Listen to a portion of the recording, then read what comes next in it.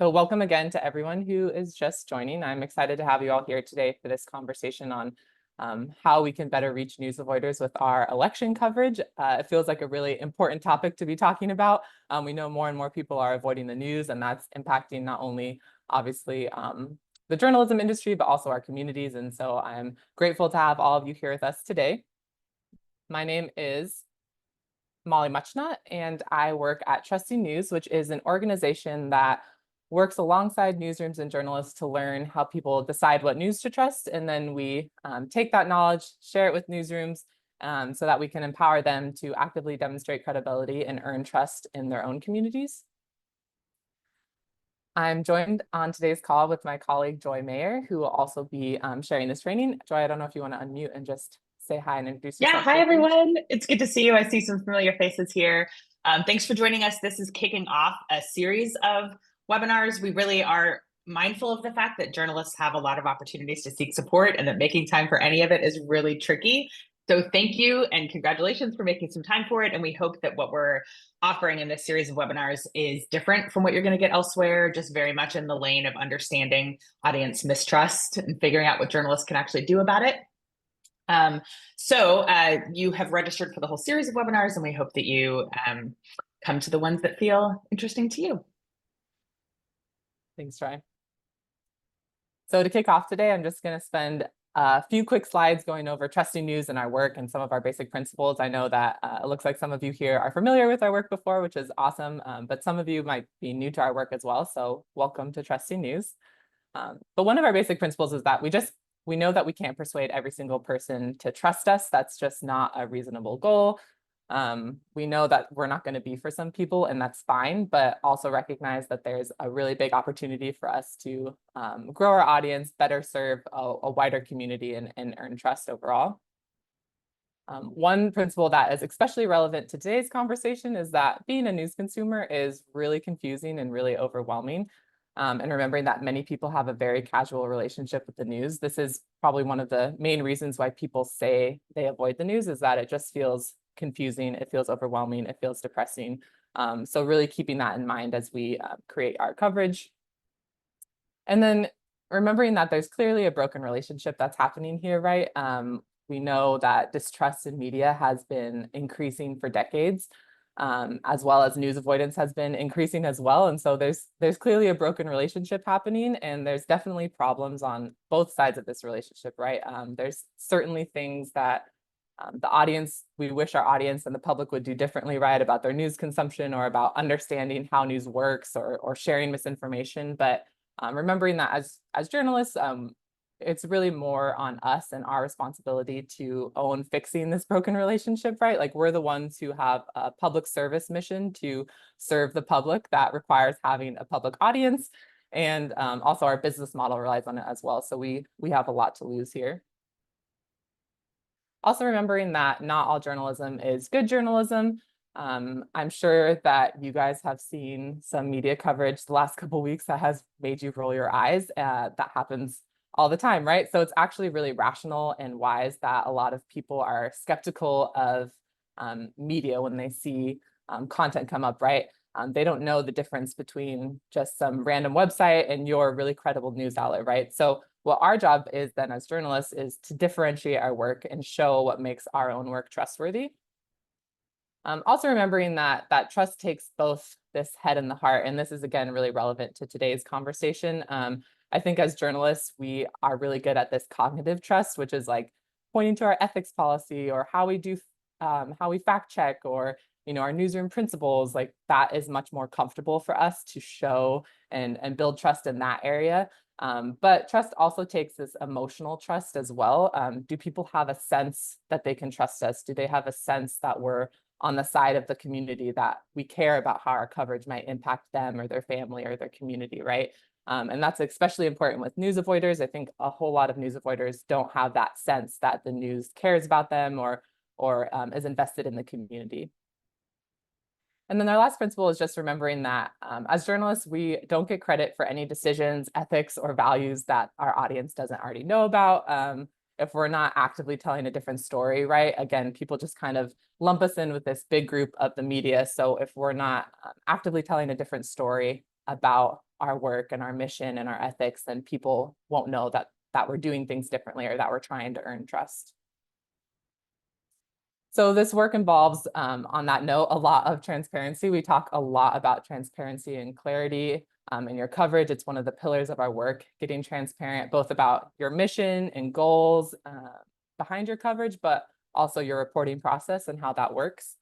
That also takes a lot of humility and engagement and being responsive to your communities. We talk about this and share this question with newsroom partners a lot of, who would feel seen and heard by your coverage and who might feel left out or misrepresented.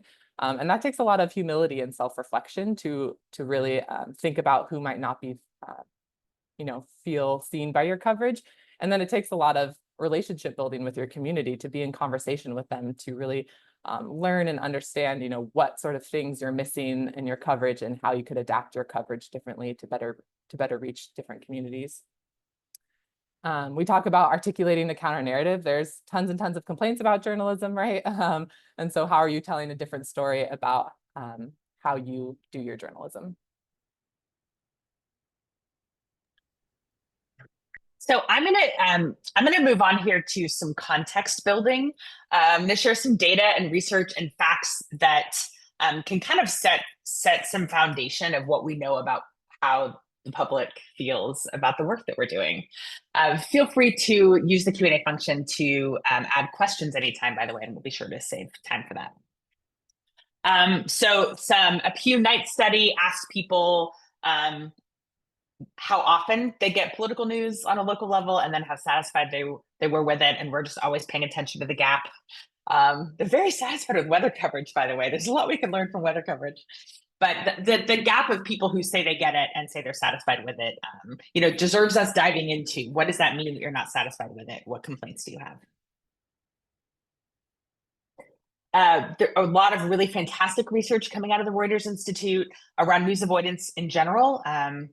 We've done some work with Benjamin Toff at the University of Minnesota. He and his colleagues just wrote a book called Avoiding the News that's really worth diving into. And a lot of the work we've done lately on this is based on that research.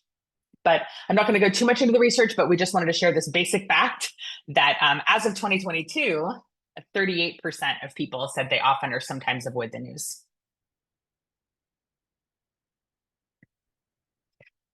Mollie was talking about the feeling of the kind of the head and heart elements of trust, how people feel. News makes people feel bad.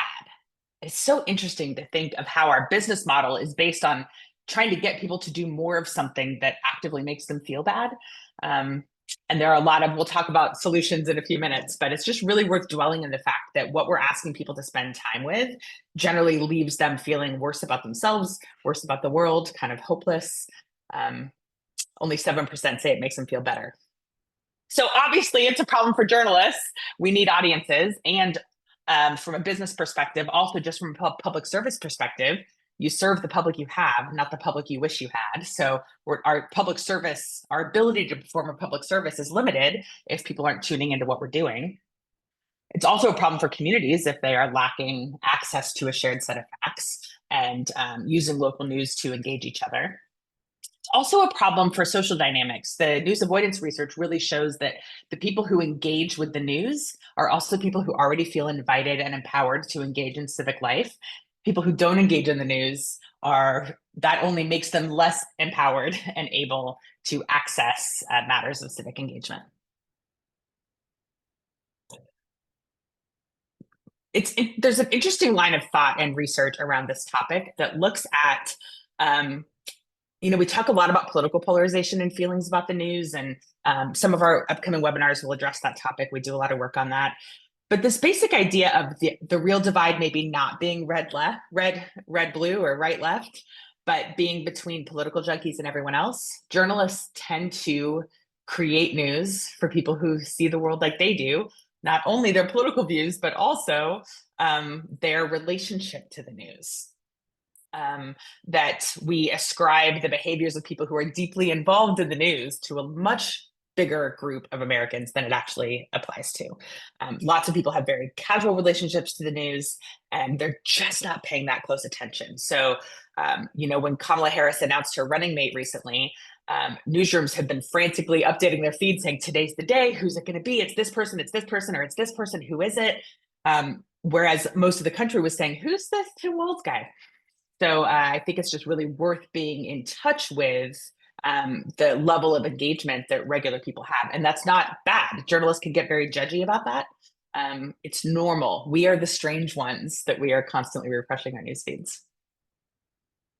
There's a wonderful research outlet called More in Common that has done work around kind of political groups and trying to be more thoughtful about how people label themselves and categorize themselves. They had one project called the Hidden Tribes, and they divided people into 7 groups. And if you notice, the largest group on this chart, from progressive activists to devoted conservatives, is actually the politically disengaged. There's a lot to dive into there, I think. And I'll show you something else from them in just a minute.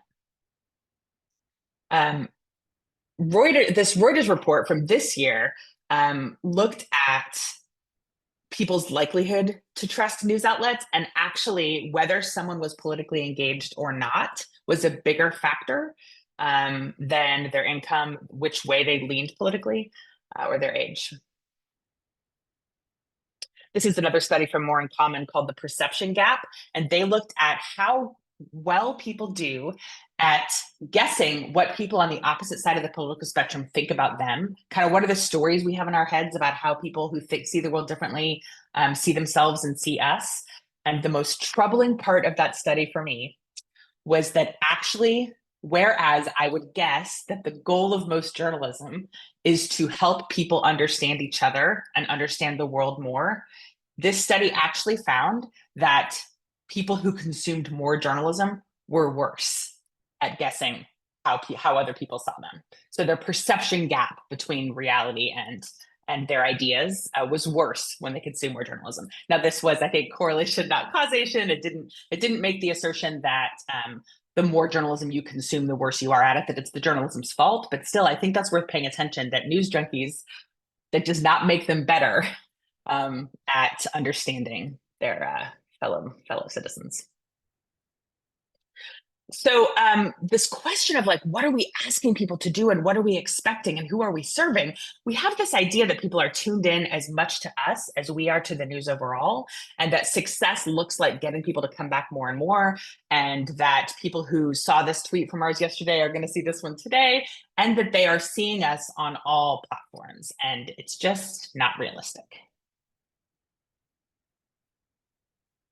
So we're going to dive into next a little bit more about why, the specifics of why people are avoiding the news. We will spend a lot of time at the end looking at examples and talking about solutions of and strategies that journalists can actually use. But in order to get to the solutions, we have to first really understand what the problem is and what news avoiders' perceptions of the news and their feelings towards the news are.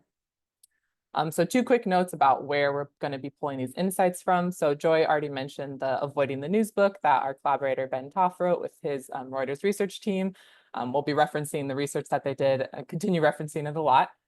This past spring, we also ran a cohort of newsrooms that was focused on combating news avoidance in their own communities. So they spent a lot of time, trying to understand news avoiders' perceptions in their own communities and then telling a different story about their work. So we'll be pulling insights and themes that we learned from those partner newsrooms as well.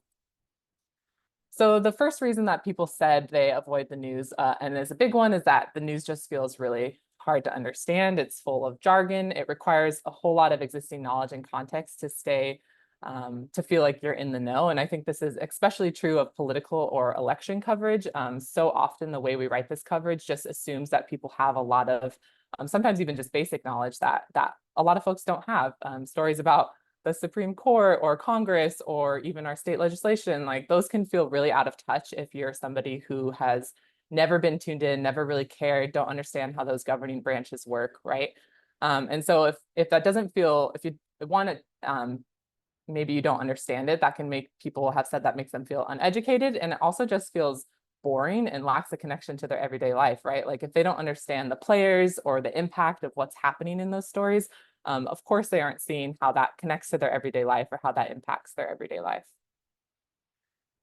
So some possible newsroom responses to that is that we could invest more into learning what our audiences already know and understand, and then create products that are geared for those specific audiences. So maybe you do have an audience that is, these political junkies, as we're calling them, or are news lovers and are tuned in all the time. And that is totally fine and great to create products specific for those groups of people.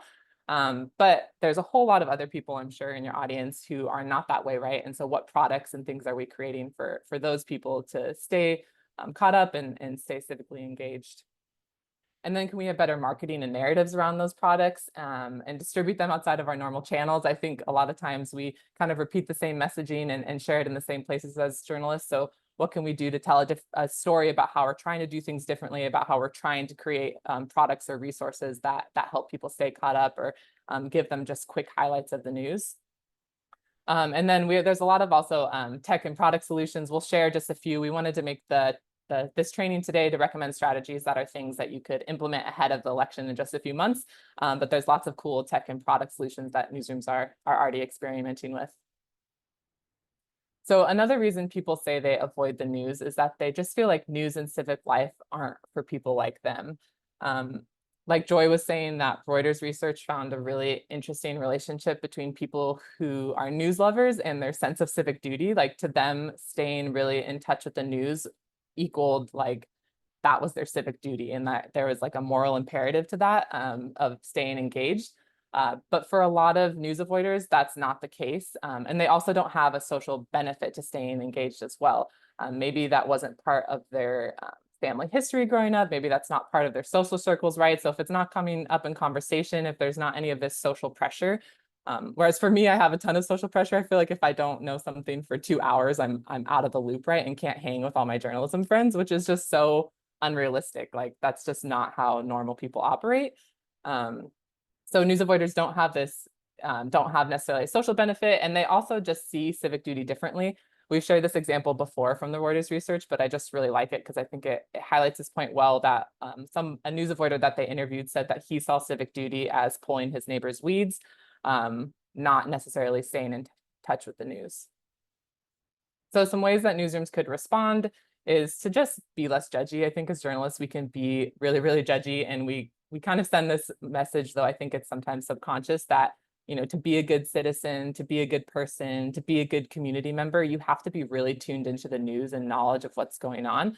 And that's just not true at all. And that kind of creates this moral high ground that we're on that really can turn people off to the news. So if we can be more aware of that.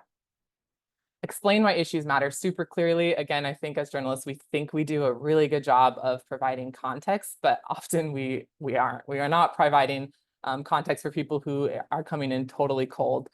So really trying to do a better job of explaining the context behind stories and also why it connects to people's lives in a very clear way.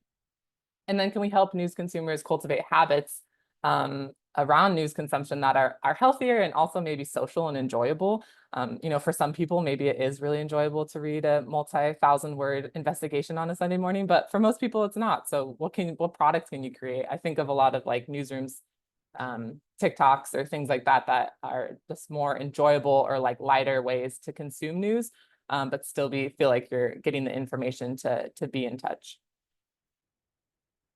So the last reason that people say they avoid the news is that they feel like it's bad for them and bad for society as a whole. And the hard part is that they're not totally wrong, right? There's a lot of news that's really depressing and really hard to read, of course.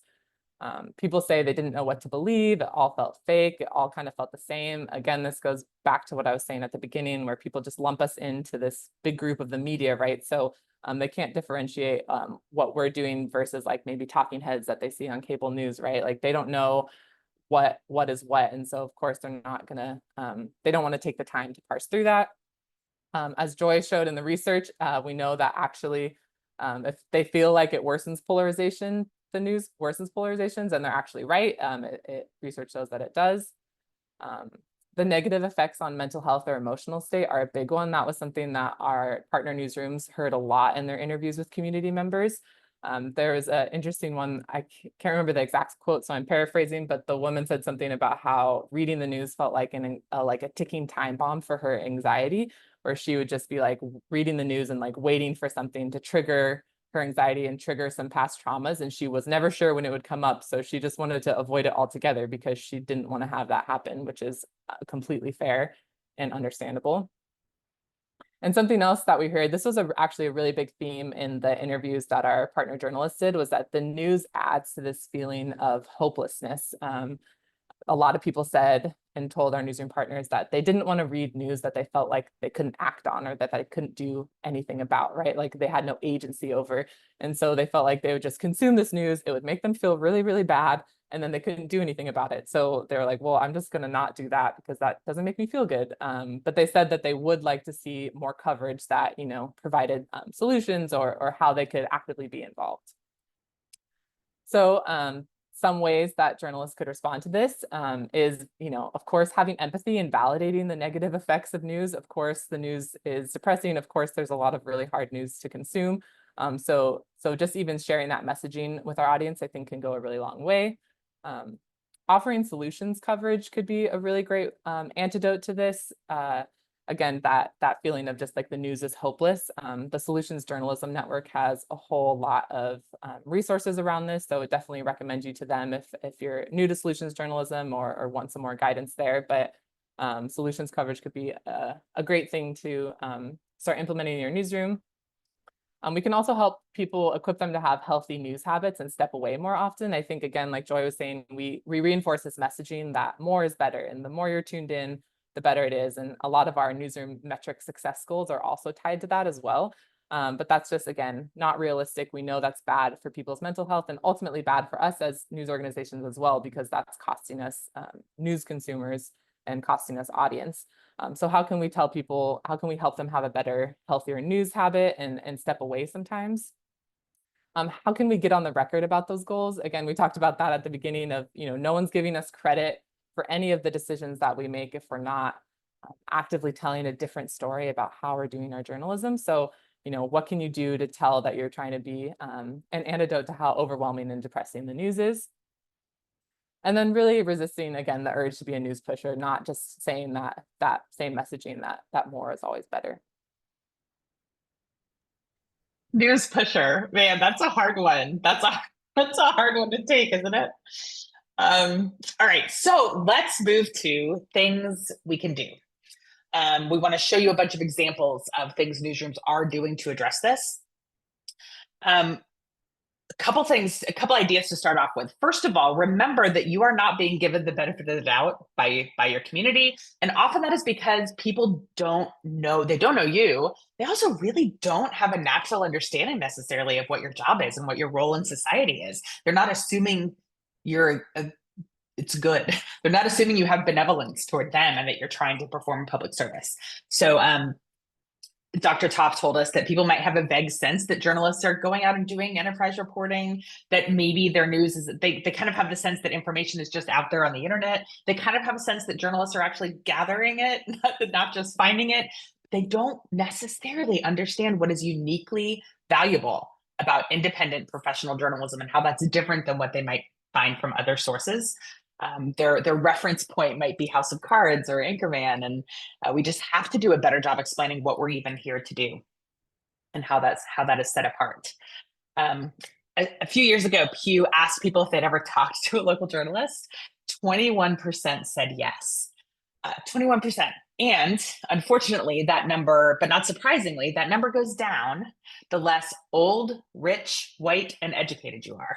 So people who tend to feel disenfranchised from public life and from the news in general also are less likely to have ever come across a journalist, much less been interviewed or really have some familiarity or know personally.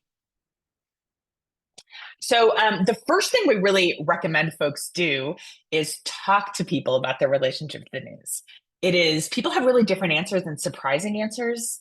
The cohort we ran this spring, we start by having people go out and just interview people in their community about the news. And journalists tell us that it's so valuable just to talk to regular people in their community about local issues and locally where they get information, and just wrap your brain around their experience and making sure that you have a three-dimensional understanding of their relationship to information. So we have some recommendations about how to do that. Like fundamentally, you can just ask your friends who aren't journalists, ask your family who aren't journalists. When you're interviewing somebody for a story, say, hey, do you mind if I just ask you if you usually tune into our news or where you get it? Like just having some curiosity is really good.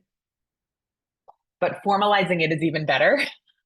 This link will take you to an interview guide we created specifically around news avoidance with questions you can ask people just to get a sense of their relationship to information. I think that, in an ideal world, wouldn't it be amazing that if your newsroom decided you wanted to get a better sense of this, maybe everyone on staff does one, has one conversation with somebody, and then comes back and shares, dumps some highlights into a Google Doc or a Slack channel or something. So I hope this is a resource that could be helpful for you. And ask questions like, where do you get information? You can tailor that to be on the topic you cover or just within a geographic area. Ask people how they feel. What emotions do you associate with the news? It is quite an experience to listen while people just, throw feelings and adjectives out at you about the work you do. And then asking, do people feel reflected by the news? Are there things that the news gets wrong about you? Are there sort of accuracy problems or representation problems that are contributing? So let's dive into some examples of how journalists are addressing some of these challenges. We've done a lot of work with the ABC station in Sacramento, and they did a really fantastic project of answering election-related questions. You can ask people, how well are we meeting your needs? What is it you want to, what questions do you have about this? Like, meeting people where they are might mean understanding just how little they know and being willing to, instead of diving into the complexity of a policy issue, ask for basic questions, invite basic questions. Another example we really loved recently, Neiman Lab wrote about a project at the Texas Tribune where they had decided that this reporting project was going to require some creative distribution of stories to make sure that the people who would be well served by the coverage would find it. They might not be tuning into the Texas Tribune's normal channels. So they decided that from the beginning. And as they were reporting the story, they were asking sources and the communities they were spending time in how people prefer to get information. And it led to some really, really creative engagement opportunities. So another strategy or thing that we'd recommend that you employ ahead of the elections is to really just reduce the complexity in your coverage overall. Again, like we talked about, the news feels really overwhelming. It feels exhausting. It feels confusing to navigate for news consumers. So the more that we can reduce complexity, both in the coverage and in the format, the better we'll be able to reach these news avoiders. We know that there's large segments of the public who are really interested in news that will just give them key highlights of what they need to know, so that they can move on, so they can spend, a couple minutes a week maybe just reading, not necessarily like they don't want to invest an hour a day. So what can you do? What sort of information can you provide, and what sort of formats can you provide it in? So like I said, part of this can be providing really useful, often basic news. And for the election, I think that this basic news can be like, which candidates are running, what initiatives are people voting on, what's the impact of propositions? Can you take really confusing legalese proposition language and make it into everyday person language? Basic voter information. How do you vote? How do you absentee vote? What happens if you get a mail-in ballot and you don't mail it in time? Just really, really basic things about the election and the voting process. I think actually a lot of newsrooms do a pretty good job of having this coverage, but it's often in a way that doesn't feel super accessible. It's not easy for people to find. I can't tell you how many voter guides I've been a part of creating where we had a ton of candidate profiles and we're like, oh great, the voter guide has all the candidate profiles here, but they each were like 2,000 words long. They had a 30-minute video attached with the candidate, which I think as journalists we're like, look, we're providing so much depth on this election coverage. But for people, like, they just want some quick information about like who's the candidate, like what are their key values, right? So how can you take this information and put it in like maybe one place that's easier for people to find, and share it out in different ways. So another example from ABC 10 in Sacramento that we really, really loved was in the 2022 elections, they created these really great proposition videos. So each of these videos, they had one video for every single state proposition, and each video is under 2 minutes long, and they just explain the real basics of the proposition. So like, what does the proposition mean? What are you voting on? What does voting yes mean? What does voting no mean? And they got really, really great feedback from their audience. Viewers said that they used them, all these videos as they filled out their ballots. And the ABC 10 team also put all of these proposition videos in a YouTube playlist. So they said viewers just like went through as they filled out their ballot and watched all of those videos. This is an example from a former colleague of mine at the Arizona Daily Star, but I just really loved it. It's an opinion column, but I think could be easily adapted to news coverage as well. But it was one of the most read stories of our election coverage of all time. And because he just created this really basic guide to the propositions and what was going to be on the ballot, similar to the videos, but in written form. He just listed each proposition and said like 1 or 2 paragraphs, 1 or 2 sentences, like, what does this proposition mean? What are you actually voting on? And then he had this funny little like TLDR, which means too long didn't read, of like one quick sentence of like summing up what the proposition was. And then of course it was a column. He was a opinion columnist, so he said how he was going to be voting on them, but you could easily just say like, what does voting yes mean? What does voting no mean? And I think having something like this that people could print out or have pulled up on their phones as they go to the ballots would be amazing and so helpful. So another way of reducing complexity in coverage can also look like adapting your products so that they feel more accessible. There's lots of things I think we can do with the existing products and communication that we have with our audience ahead of the election that could cater to this less politically engaged audience. So kind of the most basic of these that probably a lot of you guys know is Axios's newsletter, and they use the smart brevity format where they have multiple different stories that they in one newsletter.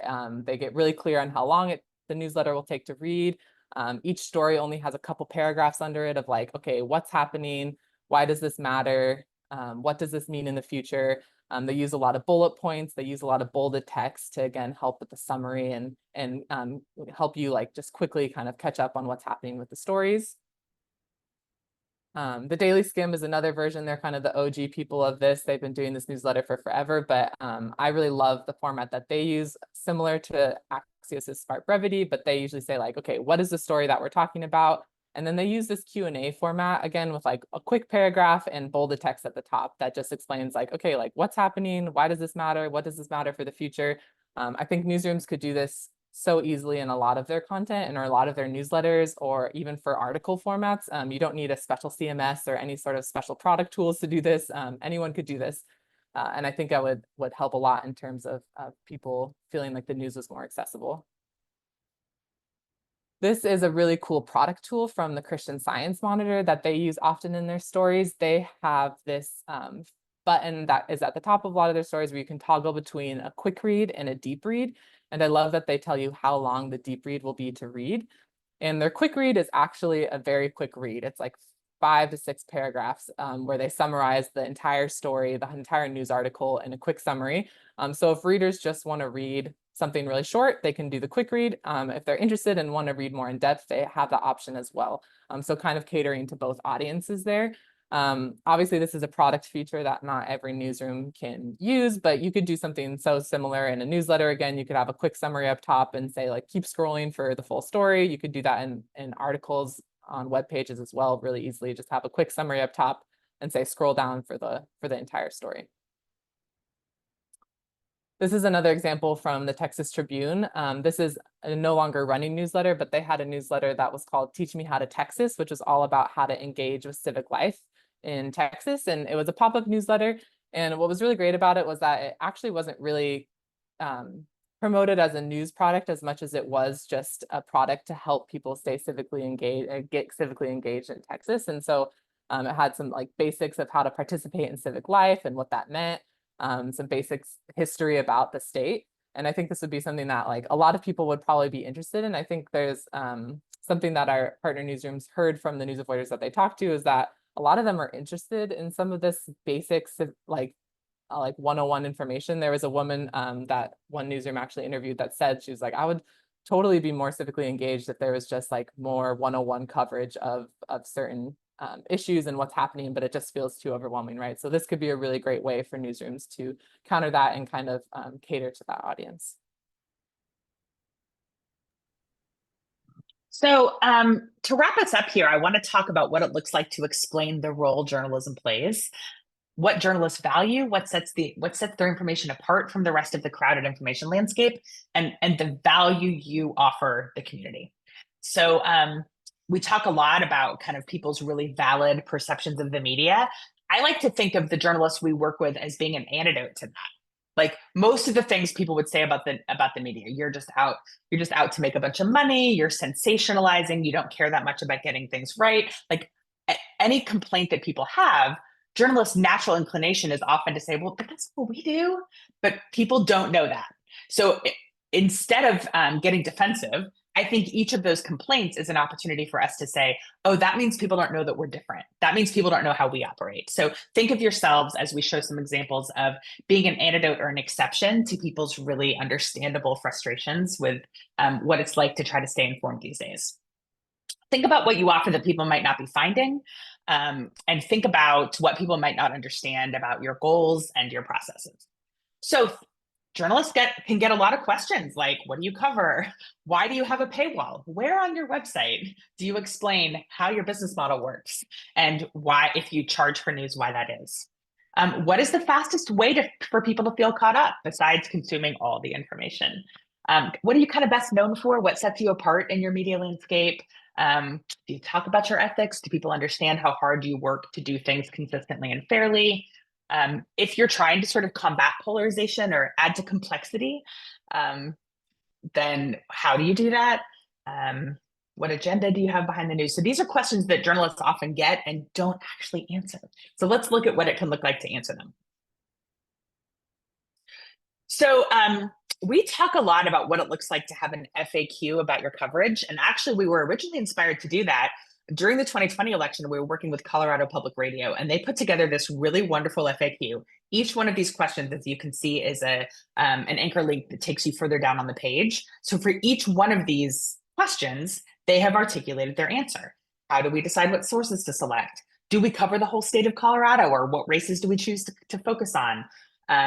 How do we make decisions around what stories to write? When we cover different parties, how do we make sure coverage is equal or fair?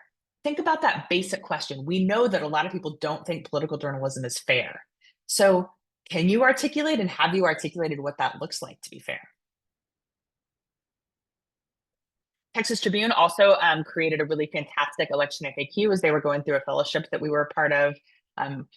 We're going to explain to you how readers inform our work, how we hold politicians accountable, how we choose which races to cover. And a wonderful thing about this story, about this FAQ, is that they were able to build into their CMS the option to embed it on story pages. So people didn't have to click through to a separate kind of ethics page or landing page in order to find it. WITF is a public radio station in Harrisburg, and they have a really fantastic FAQ. And it begins with this pledge: our political coverage will be biased toward two things, democracy and facts. We'll create a citizen's agenda of issues you want candidates to discuss and base our coverage on those issues, not on candidates. We'll be transparent. We'll avoid horse race coverage. We report facts to counter spreaders of misinformation and disinformation, speak truth to power. So they start off with a bunch of big value statements. And then as you go further down, they on the page, you see that they actually show you what that looks like. Mollie mentioned that solutions journalism can be a really powerful antidote to news avoidance and news fatigue. People report this sense of hopelessness. They think, the world's kind of blowing up, and all the news does is confirm for me that it's a mess and there's nothing I can do about it. So there are a lot of really wonderful examples of solutions journalism in coverage of politics and democracy. Here's a recent one from the RNC in Milwaukee. Two reporters did a really great story about this police dialogue team that showed up at political protests and kind of helped keep them peaceful. And then we talk a lot at Trusting News about how people find the stories you're telling about yourself, and making sure that you're not just doing that within products that only your most loyal audiences find. Don't only do it in the editor's column that runs once a week and gets emailed out to subscribers. Do it where people who might have a more casual relationship with you are likely to find it. So I think Ellen Hine from PolitiFact might actually be watching today, and I did not warn her that I was going to be highlighting this. But PolitiFact does a really fantastic job on social media of creating quick videos that explain basic things about how they do their jobs. Like, how do you check facts? What does that mean? What ingredients make something fact checkable, and which kinds of claims are harder to fact check. What are the basic ethics policies they follow? So it's a lot of this kind of behind the scenes coverage is actually really ripe for social video, where it feels like it's coming from a credible human being and somebody you can relate to. We have some templates, some Canva templates you're welcome to use if that's helpful to you, or adapt for your own templates that can make it easy to get on the record about some of these basic things, like acknowledging that the news is exhausting and depressing, and using those to send people to products you have that are an antidote. So if you have a newsletter that 5 minutes a day will keep you caught up on what's going on, or this podcast makes it really easy, or follow us on this day, we summarize and help you understand the news of the week, or something, then consider being really clear about how you frame that. Don't just push out that new newsletter. Frame it in a way that addresses these basic needs and the frustrations that people have about how hard it is to dive into the news. Be sure you use like really clear language. Social and newsletters are really fantastic ways to do that. It's also really great if you can find people in your community who have audience and might be the kinds of communities you're trying to reach, and see what opportunities they might be to have some partnerships and some linking and some social promotion, where that would be sort of a shared goal. There are a lot of people doing this really effectively. I have been paying more attention lately to individual personalities on social media who are having a lot of really great success, basically curating news for people and explaining it to them.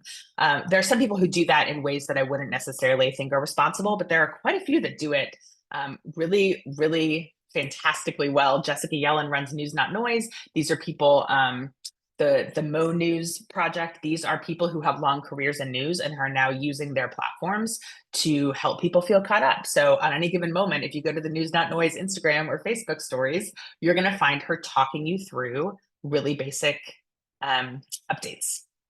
It's kind of that, if you pay attention to nothing else, you're at least not going to feel silly among your friends or at work when somebody references something that's going on. So these people are our competition.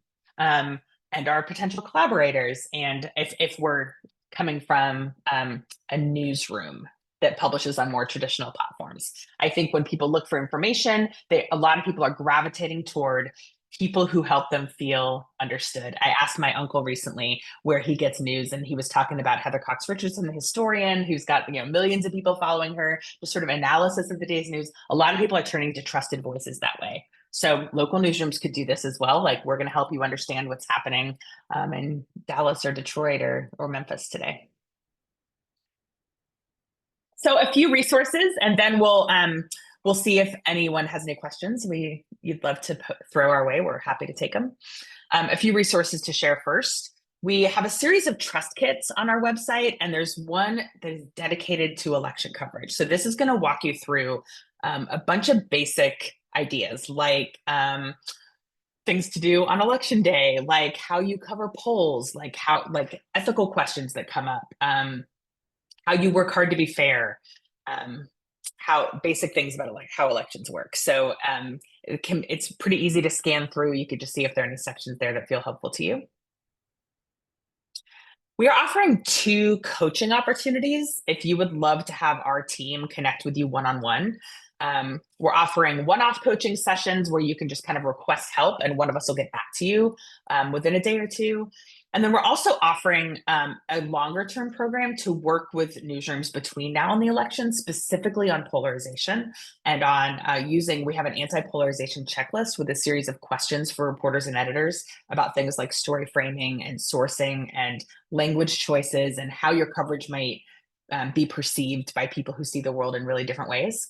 So this link will take you to a little more description of both of those. And we have a weekly newsletter called Trust Tips that shares one quick tip for earning trust every Tuesday. It often features an example of what a newsroom is doing, but it's one quick actionable idea. So I invite you to subscribe to that. The next webinar in this series is coming up on August 29th. And we're going to talk specifically about perceptions of bias in coverage and some common pitfalls that journalists fall into that feel normal to journalists, but actually send signals of where journalists might be coming from, and leads people to perceive that it's biased. So join us then. Well, Thank you so much for your time today. Really appreciate it. And we will be sending out an email follow-up, and we'll share the slide deck, and links to the examples that we shared today will be in the notes of the slide deck, and we'll also share the recording. Great. Thank you all. Thanks for coming today. Thank you.